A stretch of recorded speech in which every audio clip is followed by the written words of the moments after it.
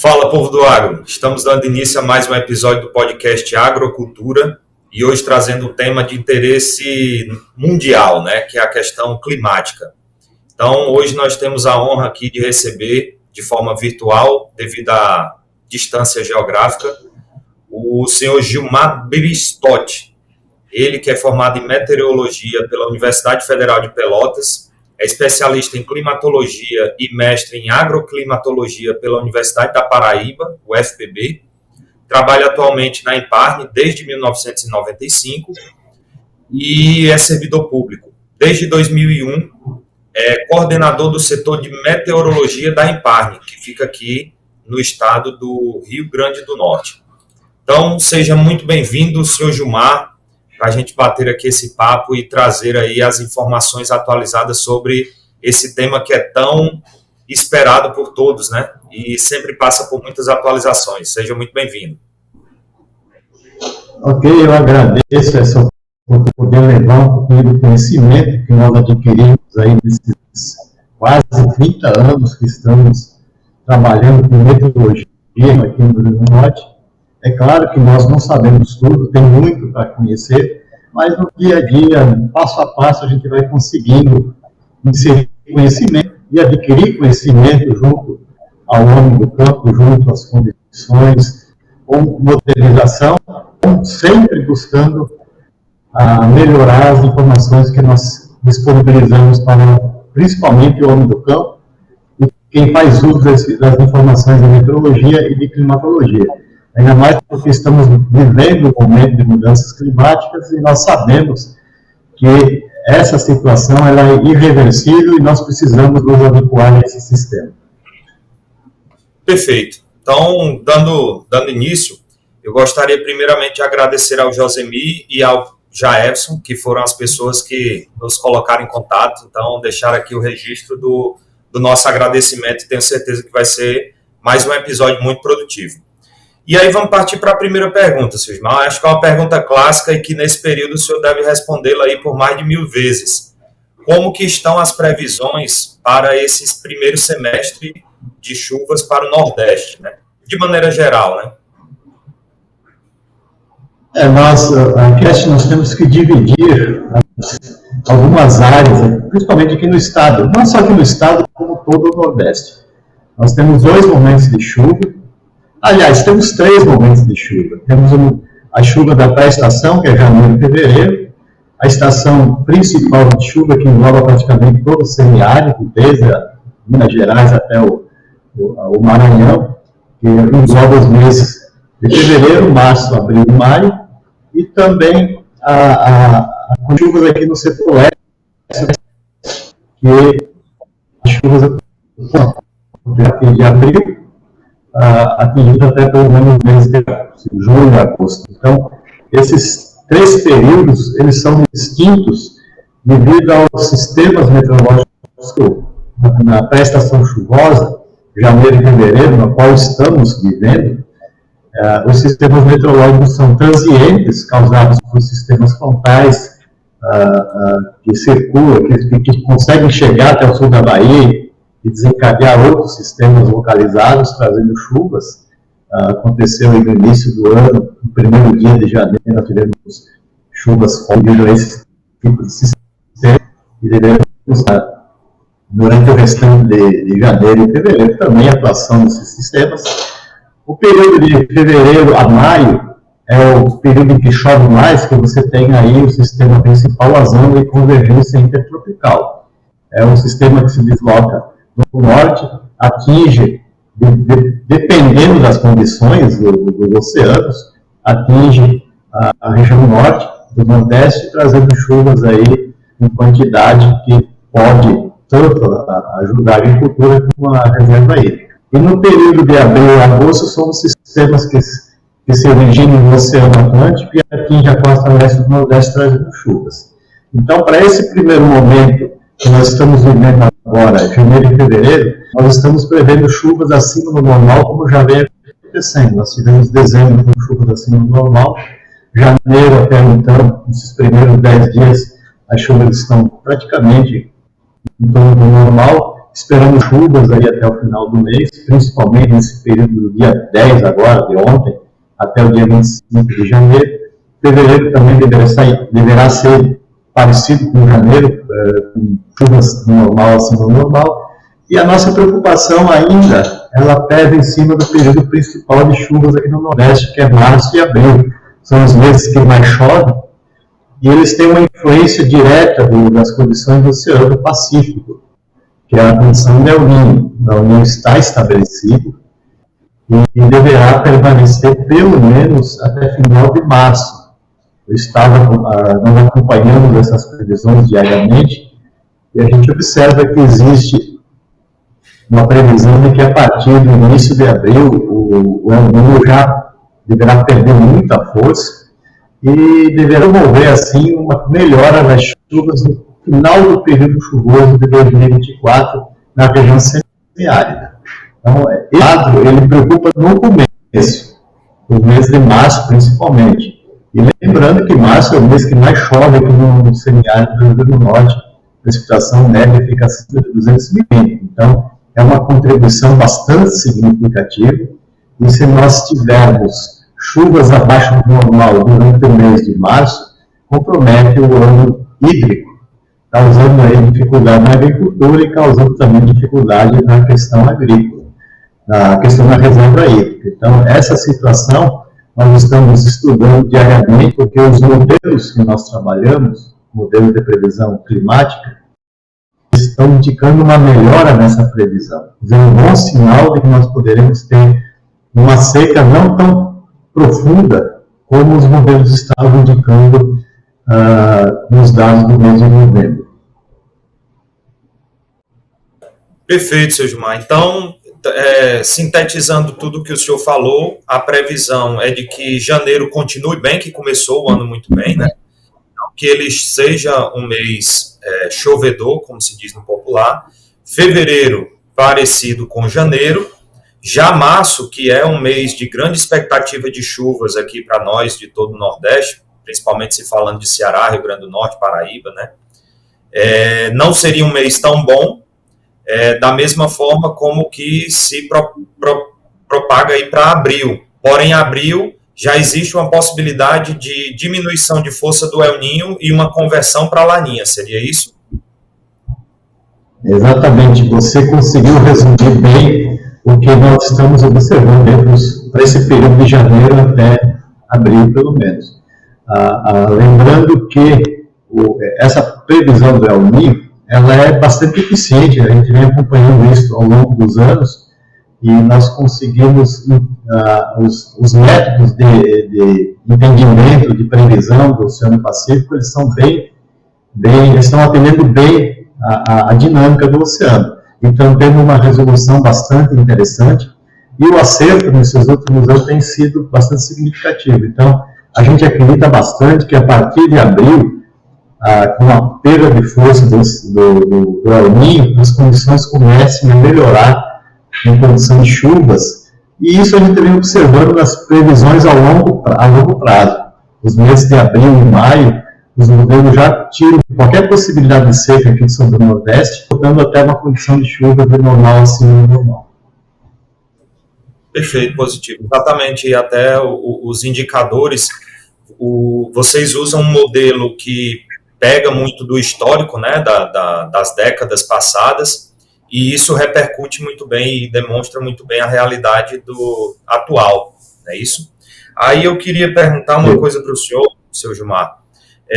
Então, do ponto de vista prático, a climatologia, ela diz aí para quem planta de sequeiro que é um ano bem arriscado. É correto fazer essa afirmação?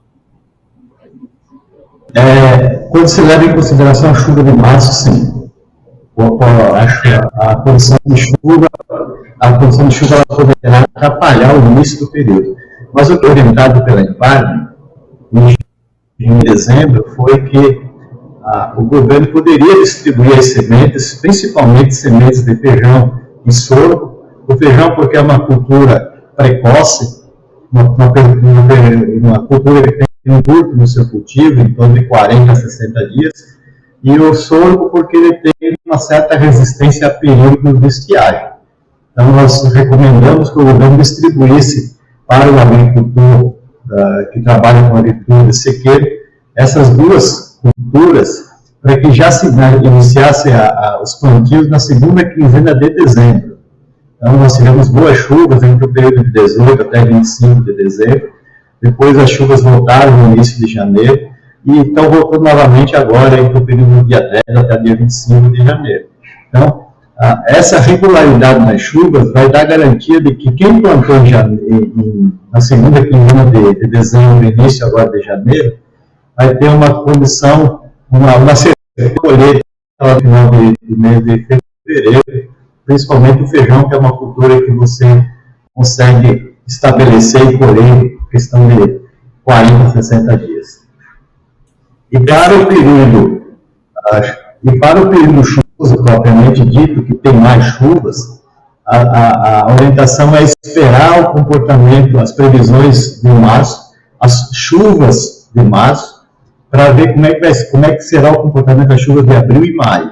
Se nós tivermos uma regularidade, uma confirmação dessa situação de enfraquecimento do El Niño e uma reversão disso em ocorrência de chuvas aqui no estado, aqui no Nordeste como um todo, aí sim é possível, na segunda quinzena de março, com algumas chuvas que dê para a condição de umidade no solo para que o agricultor possa plantar, as chuvas que viriam durante os meses de abril e maio poderiam dar uma garantia também de sucesso na agricultura de sequeiro aqui para o estado.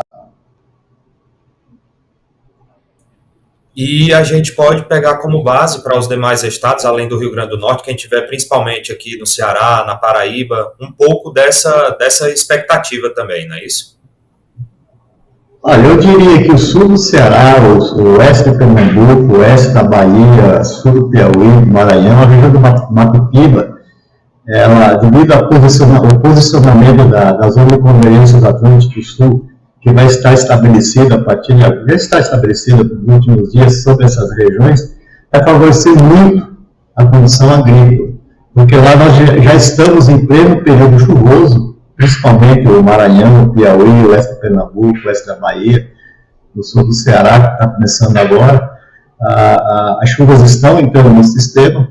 Claro que teve esse pequeno veraneio de 5, 10 dias, que não foi significativo, porque as chuvas do começo de janeiro foram bastante fortes, aí deu condição de umidade, e o solo que tiver uma condição de armazenamento, ele deu sustentabilidade para a agricultura. Então, basicamente, todo esse processo que está acontecendo em janeiro e fevereiro, ele está se estendendo também para outros estados, com mais eficiência, como eu falei, para os estados do Maranhão, sul do Piauí, oeste de Pernambuco, oeste da Bahia, sul do Ceará e oeste da Paraíba. Inclusive, nesse último dia, de ontem para hoje, tivemos muita chuva na região da Paraíba, com bastante água já entrando no sistema Coremos, lá, que é o principal reservatório da Paraíba, e isso aí está indicando o retorno das chuvas que estavam previstas para o período de 10 a 25 de janeiro. Ótimo, ótimo. E o senhor até já comentou sobre a questão da possibilidade de reversão do El Niño para a Laninha, que seria um cenário favorável para a chuva. Com certeza, quanto mais cedo o El Niño ele chegar na região Nordeste, melhor seria a expectativa de conversão de um período para chuvas abaixo da média, para uma melhoria aí do cenário. Agora, se caso essa conversão ganhe força de fato aí nos primeiros dias ou semanas de abril, sendo que de forma, digamos assim, natural, já é meio fim do nosso período chuvoso, principalmente aqui nós estamos no extremo nordeste, né? O senhor ainda acredita que poderia resgatar um pouco e cobrir essa possível falta de chuva do mês de março? Ainda teria tempo hábil para isso? Eu acredito que dependa diretamente do quão forte seja essa conversão, correto? Olha, nós temos que levar em consideração também outro aspecto, que são as águas do Oceano Atlântico.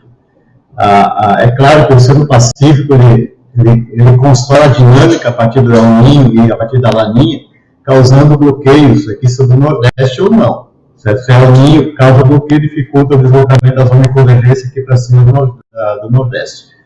Mas se você tem uma condição de neutralidade, uma saída de El Niño no princípio e no início da Laninha, você tem que olhar a expectativa toda no Oceano Atlântico. O que nós estamos observando agora no Oceano Atlântico, mesmo que nós tenhamos observado desde setembro temperaturas acima de 29 graus no Oceano Atlântico Norte, uma temperatura média, isso eu nunca tinha visto ao longo do monitoramento desde 1960, o Atlântico Norte nunca tinha apresentado valores acima de 29 graus, com uma situação de meses consecutivos até dezembro. Isso nós observamos, dezembro diminuiu um pouco essa temperatura, mas o importante é que o Atlântico Sul também é um aquecimento muito intenso. Nós estamos com os dados de dezembro e a temperatura do Atlântico Sul está 1,4 mais quente que o normal. Então, para início de conversa no Atlântico Sul, essa temperatura é bastante expressiva. Lembrando que nós estamos em pleno verão, o hemisfério sul está acumulando mais energia porque o sol está esquentando mais o hemisfério sul e menos o hemisfério norte.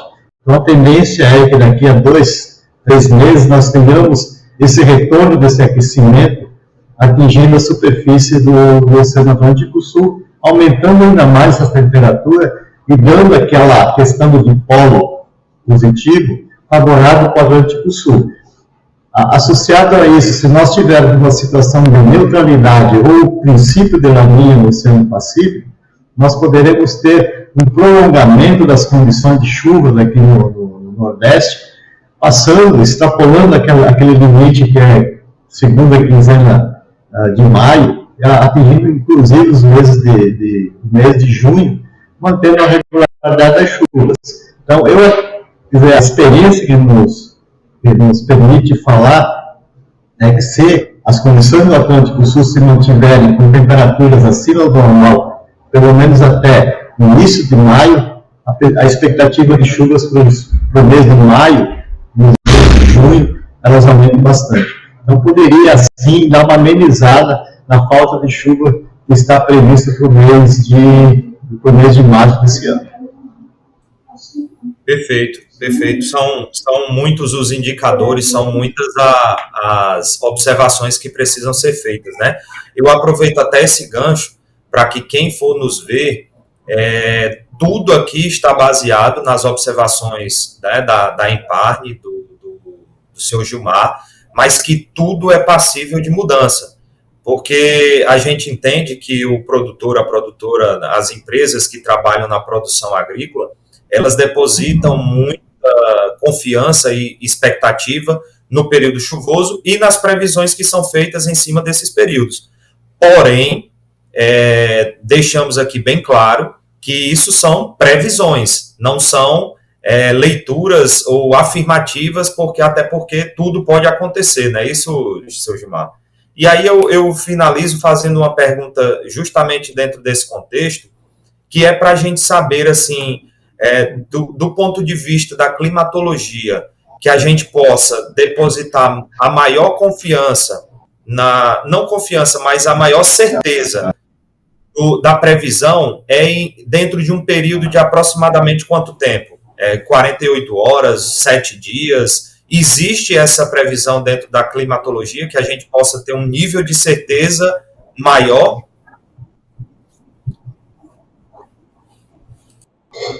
Priorizando o tempo, os modelos acima de 7 dias já trazem muita rentabilidade.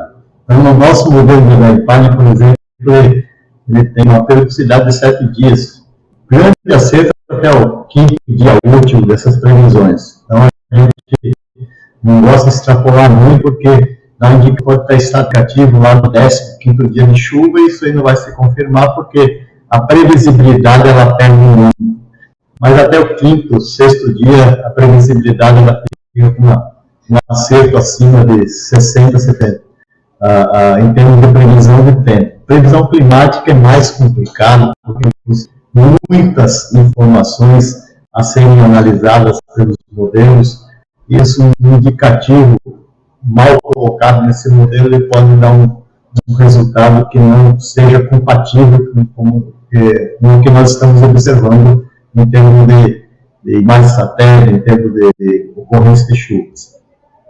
Mas lembrando que todas essas informações, elas são discutidas mensalmente com os demais núcleos de meteorologia do Nordeste. Desde 1992, um projeto do Nordeste, criando núcleos estaduais de meteorologia, a gente vem sistematicamente nos reunindo com todos os núcleos aqui do Nordeste e discutindo essas condições de chuva mês a mês. Então, agora, na próxima semana, nós teremos o Simpósio Internacional de Energia, que será coordenado pela FUNSEMI, de Ceará, e iremos discutir as previsões para os meses de fevereiro, março e abril. Já, talvez, com um cenário de fim de El Niño, em princípio, uma condição neutra para o Oceano Pacífico na questão do mês de abril. Então, os resultados eles podem apresentar uma tendência diferente do que vem apresentando nesses últimos meses. Ótimo. Não, e é importante deixar claro que essas previsões, elas são atualizadas periodicamente, são discutidas, como o senhor bem frisou, e principalmente unindo aí os departamentos, né, a FUNSEMI aqui do Ceará, a EMPARME do Rio Grande do Norte e dos demais estados, para que juntos eles possam ali somar as informações que têm e dar uma assertividade ainda maior nas previsões que são realizadas. Isso é importante de destacar, porque só reforçando, todo mundo fica numa expectativa muito grande, né, em função dessas previsões, e aí é importante salientar de novo que são previsões e que estão passíveis de mudança, tá? Senhor Gilmar, e aí eu gostaria de perguntar ao senhor, a expectativa, a gente está vendo aí que está caminhando para ser dentro da média, com possibilidade de abaixo da média. Pensando na possibilidade da reposição dos nossos reservatórios, né? Aí falando do pequeno, das propriedades privadas, até os públicos, Armando Ribeiro, aí no Rio Grande do Norte, o Castanhão, o Oroz, aqui no Ceará. Existe alguma análise em função do acúmulo de água para os reservatórios, diante do cenário que está sendo projetado? Olha, a questão do armazenamento do recursos hídricos, ele é muito particular de cada bacia do seu estado. Nós temos aqui uma ampla bacia que começa lá no alto do Rio Piranga, na Paraíba, engloba aí o complexo Coremas, toda uma drenagem satisfatória, tem um solo com uma profundidade bastante reduzida, quer dizer, chuvas com um potencial de acima de 20 milímetros já causa escoamento, escoamento para dentro da calha do rio, já pode causar armazenamento de água. Então, depende muito da característica de cada bacia para você ter uma maior eficiência no armazenamento. E também depende muito da qualidade da chuva. Se é uma chuva que tem intensidade forte, em poucas horas você causa esse aumento para a região do açúcar. Se for de intensidade fraca ou moderada e consistente, também aí você tem dificuldade de causar escoamento e causar um armazenamento mais eficiente no açúcar. Então, tudo isso aí depende basicamente das características das bacias, da declividade do solo, da profundidade do solo, para que você tenha uma maior ou menor recarga. É claro que a gente tem um mar aí para você ter uma condição de armazenamento maior. Aqui no Rio Grande do Norte, por exemplo, se uma precipitação média durante os meses de março e abril ficar em torno de 600 milímetros, você tem praticamente todos os reservatórios das bacias aí apresentando uma recuperação bastante interessante, porque chove em média no estado no máximo 250 milímetros, em abril mais 200 milímetros. Se chover acima disso aí, desses 2 meses, a eficiência na recarga é mais expressiva. E também tem a questão da proliferação de pequenos açudes, que eles prejudicam o armazenamento dos grandes reservatórios. Então, quanto mais pequenos açudes em propriedades particulares, você teria aí uma maior dificuldade daquela água chegar até o grande reservatório e um número maior de pessoas e um número maior de projetos de irrigação, para que, devido a esse cascateamento dessa água, essa água vai sendo dividida em pequenos reservatórios, que no final das contas, por conta da evaporação, ela vai durar menos tempo no reservatório do que naquele reservatório maior, que poderia render mais um maior período. Essa questão tem que ser estudada particularmente e analisada de acordo com cada bacia, aí, com as suas características das bacias, a liquididade, a do solo, o escoamento, para que seja algo mais efetivo. Isso que o pessoal aí do Ceará, na FUNSEMI, junto com a Secretaria de Recursos, tem um trabalho bastante eficiente em cima desse cálculo, tanto para esgotamento dos reservatórios como para enchimento. Perfeito. A mesma linha de raciocínio pode ser adotada para a questão da reposição das águas subterrâneas, para quem extrai água via poço artesiano? Essa questão da recarga do lençol freático ela é mais lenta, porque a gente sabe, principalmente a região do Chapada do Apodi, que engloba os estados do Rio Grande do Norte e da Paraíba, pela produção de frutas tropicais, aí, principalmente o melão em destaque, a banana, todo dia a extração dessa água é muito alta. Então você tem que alimentar, principalmente no período seco. Então, no período que vai engloba os meses de setembro até novembro, fazem a produção, quando eles fazem colocam lá para produzir, e todo esse período a cultura é abastecida com águas de poços naquela região.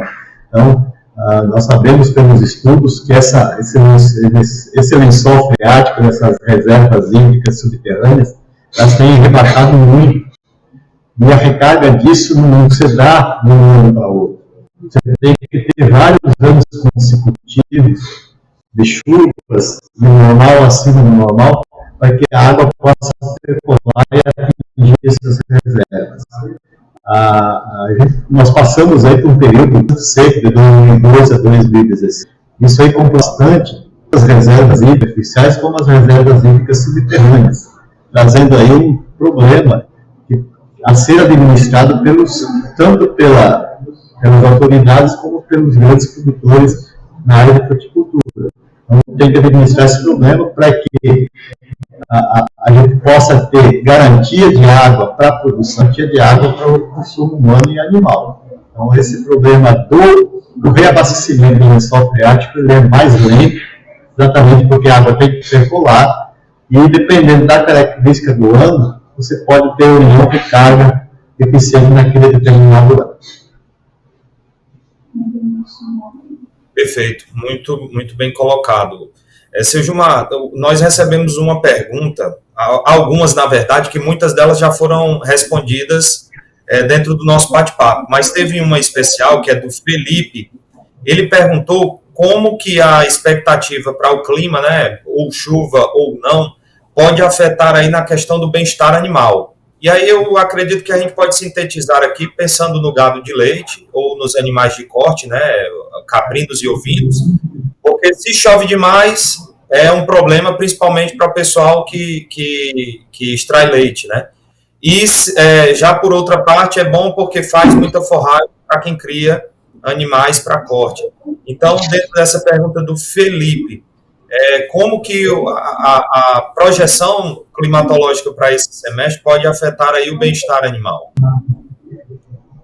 Não é só o bem-estar animal, como o bem-estar da agricultura. Você não pode ter só chuva ou só sol. Só sol você não vai ter o suporte hídrico para a cultura desenvolver. Isso a chuva você não vai ter o suporte de luz para a planta desenvolver a sua fotossíntese, crescer e produzir. E a mesma coisa o animal não consegue viver só de chuva ou só de sol. Ele precisa daquele conforto térmico que é patrocinado aí pela chuva, diminuindo a temperatura na umidade relativa do ar e dando aquela condição de conforto térmico para o animal.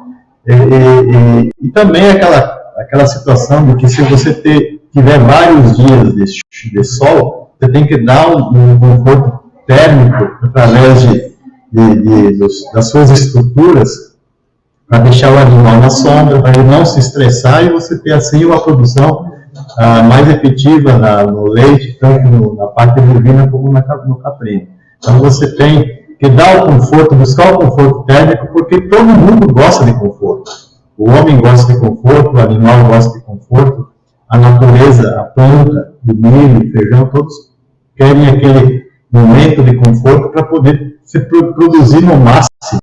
Por conta que tem um conforto térmico, tem uma garantia de hídrica, de que o animal vai poder lá beber sua água, ter a satisfação da sua alimentação. Então, a condição de chuva ela é básica para dar esse conforto, tanto térmico e tanto como para a produção de alimentos para o animal poder produzir de uma forma satisfatória. O homem é responsável para dar essas condições mecânicas, a questão de ter o seu conforto, os seus abrigos, para abrigar o animal na hora que necessita de sombra, na hora que necessita de sair da chuva. E o clima ele traz esse conforto ao natural. Choveu, a temperatura diminuiu, o animal fica mais satisfeito com a condição climática. Perfeito, perfeito. Uma pergunta também que nos surgiu através das redes sociais é como que o senhor avalia a questão das previsões empíricas, né? A sabedoria popular. Aqui no Ceará, pelo menos, tem uma região aqui muito conhecida pelos famosos profetas populares, né? Eu não sei, mas acredito que aí no Rio Grande do Norte também deva ter alguma coisa nesse sentido.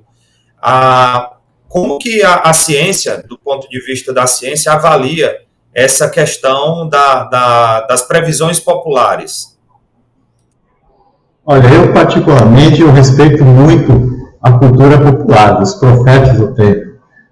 Eu me lembro que nós conduzimos algumas reuniões no interior do estado, em Caicó, onde tinha um grupo de profetas e nas reuniões nós abríamos espaço para que o profeta do tempo pudesse colocar sua experiência, a experiência com o passarinho, com as flores, essa crendice popular que no fundo é uma cultura popular. Então a gente tem que respeitar. É claro que nós não vamos confrontar essa cultura popular com a tecnologia, a pesquisa, os dados que analisamos diariamente, e nem teria como, porque são áreas diferentes. Então nós respeitamos, sabemos da experiência e sabedoria popular.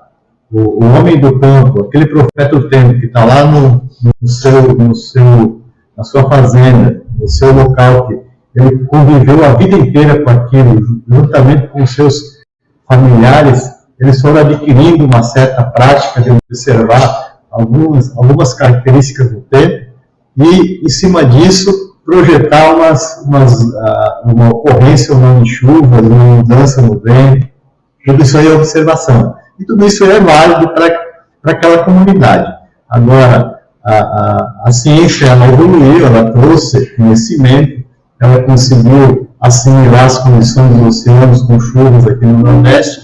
Em cima disso aí, a gente tenta levar também essas informações para disseminar essa informação junto a essas categorias de profetas do tempo, para eles começarem a entender que a chuva, o clima da região depende também de fatores externos, como é o caso aqui do Nordeste.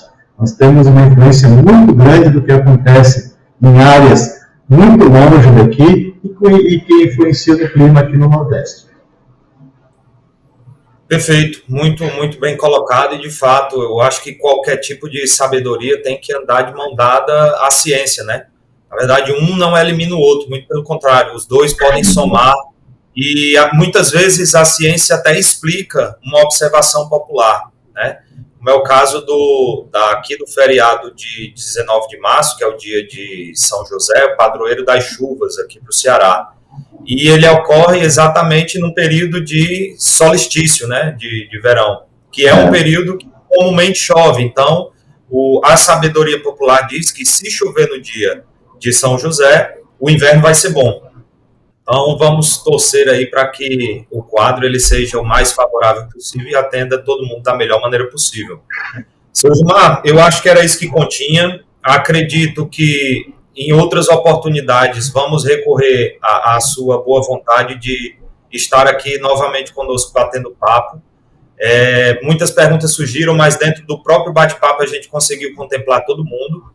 E novamente vai ser necessário uma conversa nesse sentido para a gente atualizar o cenário, né? Nós temos aí uma boa perspectiva até o mês de março e podemos, quem sabe, ter uma grande mudança, e esperamos nós que seja positiva, e aí eu novamente vou entrar em contato com o senhor para que a gente possa bater uma nova avaliação do cenário. Olha, eu só tenho a agradecer esse espaço que vocês nos colocam para que a gente pode levar, para que nós possamos esse conhecimento para as pessoas, atualizando o cenário. É claro que meteorologia se faz dia a dia, o clima se faz ao longo do tempo, mas nós precisamos sempre estarmos atualizados com o que há de mais eficiente e mais moderno, para que nós possamos melhorar a geração dos nossos produtos em relação a quem usa essas informações, principalmente ao homem do campo, que tem um curto período de tempo para ter a sua agricultura, para ter a sua produção de recursos naturais, e se perde essa oportunidade, ele perde também uma oportunidade de ter mais tranquilidade de seguir no ano. E nós sabemos que a maior parte do ano é seco aqui no Nordeste. Então, é muito importante esse tipo de trabalho que vocês fazem, levando essa informação, expandindo essa informação para as pessoas, dando assim esse suporte nas informações do clima e do tempo, principalmente para o sertanejo. Então, eu agradeço aí, estamos sempre à disposição para as futuras conversas. Perfeito. Então, em nome aqui de nós que fazemos o Agrocultura, agradeço mais uma vez, Gilmar, a sua boa vontade, a sua presença aqui conosco, de disponibilizar a parte do seu tempo para transmitir essas informações que são de extrema importância para a nossa região. E agradecer novamente ao Josemir e ao Jaevson por ter feito essa ponte, e a Imparne por ter aí cedido um espaço do seu trabalho, que essa época é de grande demanda, para que pudesse aqui bater esse papo com o podcast Agrocultura. Então, nosso muito obrigado. E aí eu deixo a palavra com o senhor para as suas considerações finais, e já deixando aqui o gancho que muito em breve nós estaremos conversando de novo. Estamos à disposição, como eu já falei, é importante essa conversa.